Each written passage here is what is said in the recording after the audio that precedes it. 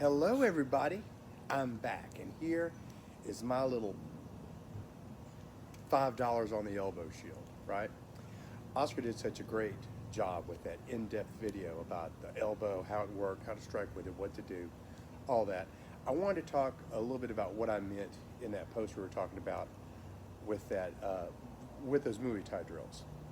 If you remember, one person was the attacker, right? The attacker would come in and they'd come in and they'd get in their stance and then they would attack. And then the defender would be in their stance and then they would attack. So when I said no forward pressure, I meant the person attacking is just in their stance, throwing from the stance, returning to the stance. And then the person using the elbow was doing pretty much the same thing. And what I meant by no forward pressure is if you look at the Muay Thai fights and all that stuff that happens, most of the time, there's always a lot of forward elbow pressure. When they use that downward elbow, which we call it a 12 o'clock elbow, say, and they do this, like Oscar said, with the hand down, they come in with a big monumental force down, and they come forward driving through. It's not often a hit and step back. Those are those shorter elbows that they throw. I want to talk a little bit about the elbow shield and the way that they were using it today to get too deep in the water. Now, when I say the elbow shield, that's anything where or the elbow cage, I guess, or the head cage, where we're protecting our heads. So some people believe it's like this, some here, okay? I'm gonna give you my couple cents on it real quick.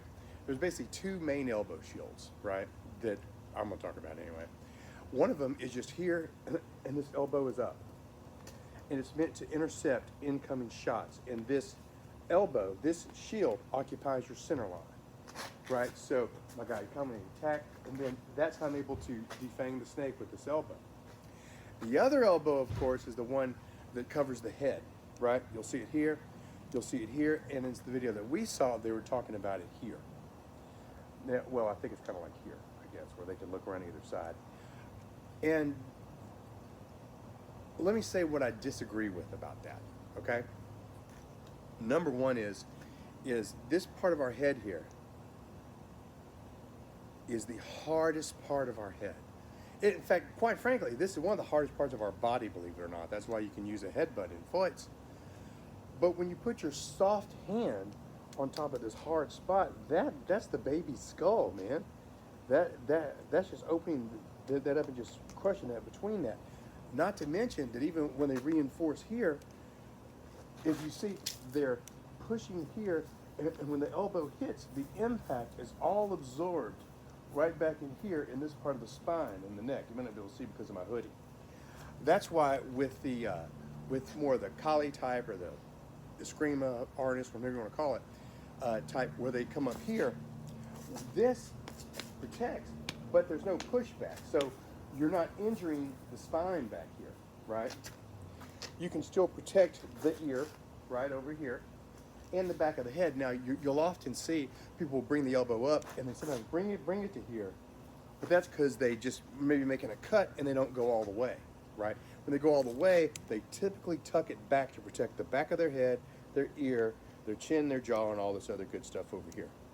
A lot of times you don't see the double one like that, because you don't walk around like that in a fight. It normally usually happens on one side at a time. Although from personal experience that I have done that. But the way I would talk about using it would probably be in the Kali salute form, which would be like the attack is coming in, it doesn't matter what type, you slip and you slip and you slap, and then this comes up in between and cuts it, right? So it would be like the strike is coming in, I slip, slap, boom, and then now my counterattack elbow would be here or pull down and attack the arm or whatever. But from the defensive standpoint that we're talking about, I'd say probably slip and slap here, slip and slap here, because what you're doing is you're cutting, and when this strike comes in, right, you're moving out of the way, I'm moving to the outside, this comes up on the outside, I'm defending with the elbow, and they're over here, right? And then the other one, of course, is to come at you off 1, 2, with that there. So I slip and slap one, the second strike's coming, I salute out of the way and just kind of get that from here, and then from there you do your counterattacks and all that. So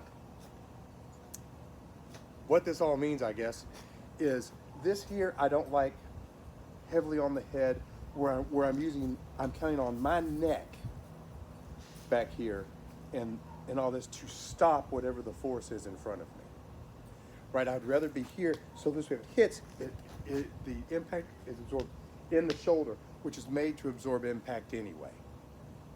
So, but to say that the hand never comes up is a lie, because it does. You move your here, and then you move on to something else. So you don't stay that way. So, generally speaking though, besides on the elbow cover, that would be my thing, right? Just come up to it, right? Move, come up to it. Strike comes in, come up to it. 2 strikes, boom, boom, they come in. 1 strike, 2nd strike. You can get back in and get your attack. So that's more the elbow shield that I like and that I dig. In terms of the elbow strikes themselves, I'm sure we'll get into it as we do more elbow stuff. But for the most part, anything on the high line, that's going to be a 12 o'clock strike. Got the, this should be our 3 o'clock. This should be our 9 o'clock. And of course, the big one's 6 o'clock. Surgical can also come that way too, which I love. In terms of the hand placement and positioning on it, I don't do much. I like to keep it kind of low, like not with a lot of wind up, and I don't really emphasize the hand. I want it to be quick. Strike like here. I want to be here, and when it gets done, you want to hit that center line and knock it across. So my hand, this hand, so this hand, as it is, just you just move, so then that comes up like that there to just protect yourself. And that's what I got.